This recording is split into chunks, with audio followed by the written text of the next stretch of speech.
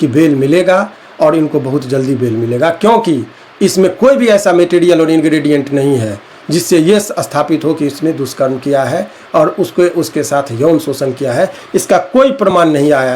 अब पीड़िता का जांच का ये उसका सबसे पहले उम्र के संबंध में मान लीजिए 1 मिनट के लिए कि ये फर्जी है, डॉक्टर से लेके सारा चीज़ मान लीजिए 1 सेकंड के लिए माना जा सकता है, संदेह है आप मानिए।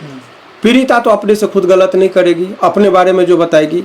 पीड़िता का जब स्कूल में एडमिशन का जो जिक्र किया गया तो वहाँ पर आज तक आपने देखा होगा कोई भी बच्चा का स्कूल में एडमिशन होता है जिस दिन, तो डेट प्रमाण पत्र उसको लगाना होता है कि कब का उनका जन्म तिथि का है, उसको खाली छोड़ दिया गया। क्यों? क्योंकि बाद में बनाया था, कॉन्कॉक्टेड था, बनावटी था। अब उस चीज़ के आधार पर उस चीज़ का भी आएगा जिक्र। अब उस पर जो आपको दिखा रहे हैं कि किस तरीके से ये एज के संबंध में आपको मैं 1 सेकंड दिखा रहा हूँ। इसका जो स्कूल में जब गया जी, अनुसंधानकर्ता पुलिस गई पता करने की आखिर इसका एज क्या हो सकता है। स्कूल में गए थे, स्कूल में गए, स्कूल का तो नाम होगा, कौन सा स्कूल, यह सारा चीज का जिक्र है। और उसमें क्या हुआ उसको भी आप देखिए तो आपको लगेगा कि किस तरीके से लोगों को आज के डेट में एक पैटर्न चला है। और पैटर्न ये है कि शारीरिक संबंध आप स्वेच्छा से बनाइए और बाद में आप लड़की हैं तो झूठा आरोप लगा के लड़का को जेल भेज दीजिए। और अनेकों निर्दोष लड़का आज के डेट में उसके माँ बाप सभी रोते रहते हैं और लड़की अपना बाहर में घूम फिर के घूमती है और लड़का जो साथ में संबंध बनाया वो जेल के सलाखों के पीछे जाता है। हम 1 मिनट पेज निकाल के आपको दिखा रहे हैं ना होता है। देखिए, संत विनोबा उच्च विद्यालय पटेल नगर में प्रवेश एवं घोषणा पत्र प्राप्त हुआ, जिसके अवलोकन से यह ज्ञात हुआ कि पीड़िता का स्कूल में नाम जो था वो नाम जिक्र इसलिए नहीं करेंगे क्योंकि नाम लेना पीड़िता का गलत है, वो गलत नाम का इस्तेमाल है, इसका नाम था ही नहीं। ये तो काफी छोड़िए, उस पर भी आएंगे। Meena Devi so and so अब शास्त्री नगर जिला पटना क्लास KG में अंकित है। अब आइए जो महत्वपूर्ण पॉइंट है, जन्म तिथि वगैरह अंकित नहीं पाया गया। जन्म तिथि उसका देना था, जानबूझ के क्यों नहीं दिया गया। आगे और देखिए, परंतु प्रधानाध्यापक महोदय का नीचे में हस्ताक्षर तिथि 13/1/2006, यानी कि KG में जिस टाइम में उसका एडमिशन हुआ, जिस तिथि को एडमिशन हो रहा है उस टाइम में इसका एज 2006 था, जनवरी का जी। करेक्ट, यहाँ तक कोई दिक्कत नहीं है, क्योंकि तो जिस दिन एडमिशन हुआ पैदा लेते ही तो एडमिशन नहीं हो गया। 5 साल मिनिमम मानिए KG में जाने के लिए, तो 5 साल में जब वो एडमिशन लेने जा रही थी उस टाइम उसका 2006 का यानी 2001 का जन्म तिथि है। एक बात तो एक तो चीज़ ये देखिए, दूसरा और महत्वपूर्ण चीज़ आगे देखिए, पीड़िता का उम्र का सत्यापन संबंधित अन्य कोई शैक्षणिक प्रमाण पत्र नहीं और इसके पास कहीं कोई स्कूल में एडमिशन का प्रमाण पत्र नहीं है। आगे आधार कार्ड के अनुसार पीड़िता का जन्म तिथि 14/5/2007 अंकित है। अब 2007 में पीड़िता का ही बात मानिए कि 2007 का जन्म तिथि ये अंकित की है, क्यों? लड़का को फंसाने के लिए। आधार कार्ड फैब्रिकेटेड बनाया गया था 2007 में। एक चीज़ बताइए कि 2007 में वो जन्म ले रही है और स्कूल में एडमिशन कब का दिखा रही है? 2006 का। तो आखिर दोनों में से कोई ना कोई चीज़ को ये गलत तो है। जन्म लेने से पहले एडमिशन, यानी कि 2007 में व्यक्ति का जन्म हुआ और स्कूल में एडमिशन 2006 में हो गया था, तो क्या गलत है? इसका जवाब देना चाहिए आप लोग। यदि जाए तो ये पूछिए कि ये क्या है। समाज के अंदर सारी चीज़ों को आना जरूरी है। किसी भी व्यक्ति को आज के डेट में पैटर्न बन गया है। हाँ, एक्चुअल क्या बात है, हो सकता है कि कुछ अनुभव झेल और जो आदमी सलाखों के पीछे में बिना कोई दोष के, क्या उसके बारे में सोचना हम लोगों का कर्तव्य नहीं है? जरा सोचिए कि कोई भी आदमी किस तरीके से किसी भी व्यक्ति को, निर्दोष व्यक्ति को जेल में फंसाया जा सकता है। परंतु एक बहुत ही पुलिसिया चीज़ों पर भी ये एक बहुत बड़ा चीज़ है। क्या है वो आपको बता रहे हैं। इस तरह के केस में एक डायरी किसके द्वारा तैयार किया गया? ये डायरी तैयार किया गया पुलिस के द्वारा, अनुसंधानकर्ता के द्वारा। अब एक चीज़, जब SP साहब को सुपरविजन होता है, अब अनुसंधान में पहले होता है इंस्पेक्टर। इंस्पेक्टर का काम है इंस्पेक्ट करना, निरीक्षण करना कि देखो क्या क्या मामला आया है, वो चीज़ें हैं। उसके बाद DSP के पास जाता है सुपरविजन के लिए। DSP को देखना है कि कहीं कोई त्रुटि तो नहीं है। और दूसरा सुपरविजन 2 SP साहब करते हैं और वो निर्देश देते हैं कि इनको गिरफ्तार करो।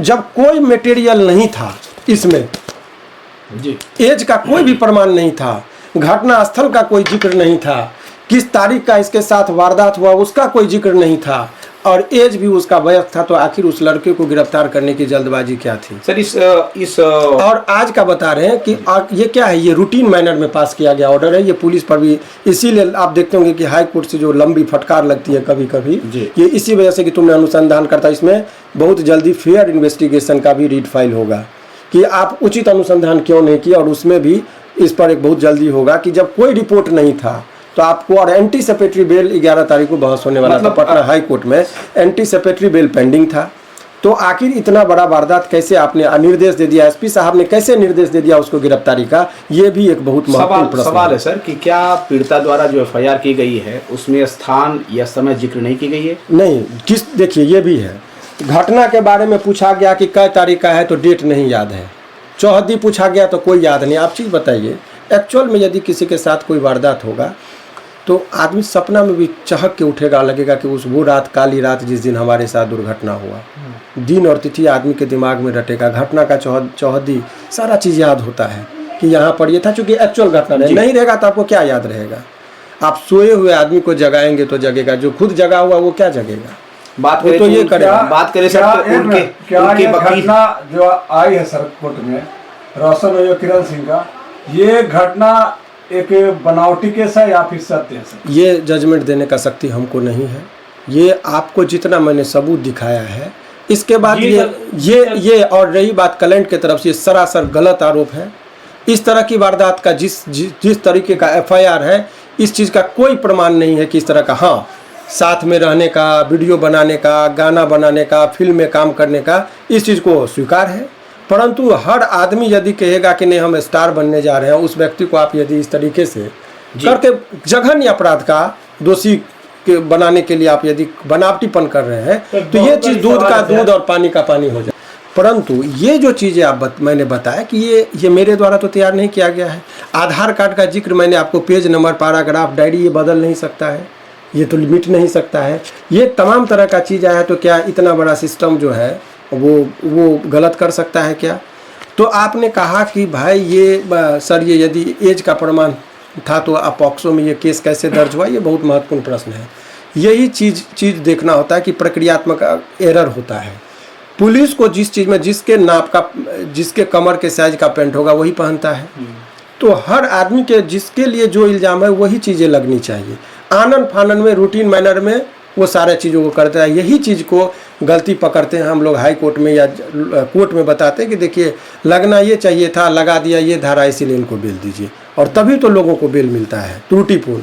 अब सवाल ये कि यदि झूठा मुकदमा में किसी को कोई फंसा दिया, अगर रोशन रोही निकल गया, बाइज्जत बढ़ेगा, क्या इसका ये पल लौट के आएगा? प्रक्रियात्मक प्रोसीजरल पनिशमेंट कहते हैं, प्रक्रिया ही पनिशमेंट हो गया उसके लिए, तो क्या वो पल लौटेगा? इसके लिए सीआरपीसी में धारा है 211 जी, उल्टा मुकदमा करने के। यदि तुमने निर्दोष व्यक्ति को फंसाया कॉन्कॉक्टेड और बनावटी चीज़ करके, तो उसके लिए भी केस में उल्टा केस चलता है। तो अगर इसमें सारे फेयर इन्वेस्टिगेशन का जो बात चल रहा है तो गलत है, तो गलत होना चाहिए।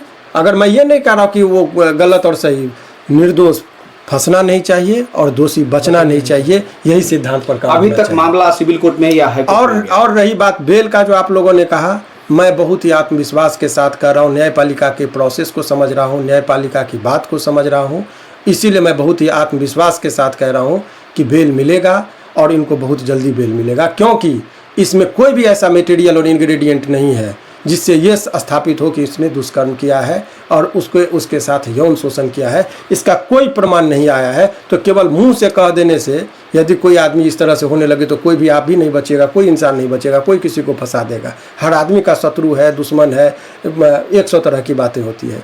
इसीलिए एक धारणा बना लेना, तो एक मार्केटिंग, अभी तक मैं मीडिया में नहीं आ रहा था, जबकि ये केस पर मैं बहुत पहले मीडिया में आ सकता था, क्योंकि ये केस को मैं शुरू से देख रहा हूँ। लेकिन कुछ लोग अवसर में, आपदा में भी अवसर ढूंढते हैं, तो वो चीज़ों का है कि भाई न्यूज़ चैनल पर चलना चाहिए। लेकिन समाज कितना गंदा हो रहा है इस तरह की खबर से, वो आप भी जान रहे हैं, मैं भी जान रहा हूँ। बहुत अंतिम दम तक मैंने प्रतीक्षा किया, अब मुझे लगा कि नहीं, अब कलेंट का साख और छवि, चूँकि वो आर्टिस्ट है, उस पब्लिक फिगर है, उसका इमेज खराब हो जाएगा तो फिर उसका खराब होगा, तो सच्चाई को लाना पड़ा। नहीं तो मैं चाह रहा था कि ये सब बातें मीडिया में ना आए, चूँकि 2 व्यक्तियों के बीच का मामला है। लेकिन मीडिया में जिस तरीके से एक तरफा बयानबाजी हो रही थी, तब मुझे लगा कि नहीं, अब इस पर भी इनके भी पक्ष को रखना चाहिए। और एक्चुअल और जो बात है, अब आप भी कुछ मत बोलिए, मैं भी कुछ नहीं बोलूँगा। अभी ये जो मेरा डॉक्यूमेंट्स था वो चूँकि वो जनता के बीच में जाएगा, जनता को देखने दीजिए, उसको दूध का दूध और पानी का पानी। जजमेंट जनता आपके कमेंट बॉक्स में आके देगी कि कौन दोषी और कौन सही है। तो चाकि पब्लिक और कोर्ट में तो जो होना है सोना। और मैं कह रहा हूँ बहुत जल्दी उसका बेल मिलेगा। एक नहीं, अनेकों केस में मैंने इस तरह का बेल लिया। कैसे कर रहे थे वो, उससे पता है कि यदि कोई आदमी पहले घोषणा कर रहा है बेल नहीं मिलेगा, इससे ये समझिए कि उसके परिवार को जो एक तो निर्दोष है, जेल चला गया, क्या स्थिति होगा। एक नहीं, आप देखिए 376 ये केस, एडवोकेट का भी नाम देखिए शिवनंदन भारती, मैंने ही बेल कराया है। दूसरा देखिए ये भी 376 का केस है, दूसरा केस है, इसमें भी मैंने बेल कराया है और एंटीसिपेटरी बेल मिला है। रेगुलर की बात मैं नहीं कर रहा हूँ। इसमें भी देखिए 376, जिसको कानून का ज्ञान होगा वो बताएगा भाई किस तरीके से हुआ है। उनके लिए पहला केस हो सकता है, हमारे लिए तो अनेकों केस को हमने देखा है। इसीलिए कितनी समय लगेगी सर? समय का यहाँ पर कोर्ट में कहना ये थोड़ा मामला सा कहाँ है, सिविल कोर्ट में या हाई कोर्ट में? अभी सिविल कोर्ट में। सिविल कोर्ट में, हाई कोर्ट में एंटीसिपेटरी बेल पेंडिंग था, डायरी की मांग की गई थी, तब तक ये गिरफ्तार हो गए। तो फिर रेगुलर बेल में जब कभी भी मामला आता है तो फिर लोअर कोर्ट से स्टार्ट होता है, तो वहां से अब फाइल होगा, बहस होगा।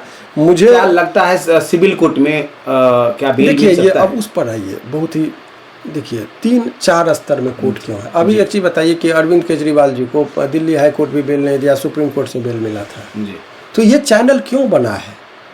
ये जितनी बातें हमने कहा, चूँकि वो साइकोलॉजी होता है, जब धारा लग जाता है तो प्रैक्टिकली अधीनस्थ न्यायालय जो होता है वो कहता है कि भाई कुछ चीज़ है, बड़ा चीज़ है, इतना इंटरप्रिटेशन हमको क्या करना है, आप हाई कोर्ट चले जाइए। साइकोलॉजी है, तो इसका मतलब ये नहीं कि दोषी है। तो अपना वो बेल रिजेक्ट करते, पहले बहस हुआ, डायरी मांगा, डायरी में वो सारा चीज़ हम जो बोलेंगे मेरे मौखिक बात पर चलेगा नहीं, उनके पास भी डायरी होगा, उसमें से चेक करेंगे, मिलाएंगे कि हमने जो बातें कहा पैराग्राफ में वो सही है कि नहीं। इस आधार पर वो कन्विंस हुए तो ठीक है, नहीं तो फिर हाई कोर्ट में भी नहीं होता है तो लोग सुप्रीम कोर्ट जाता है, लेकिन बेल मिलेगा, इतना बात है।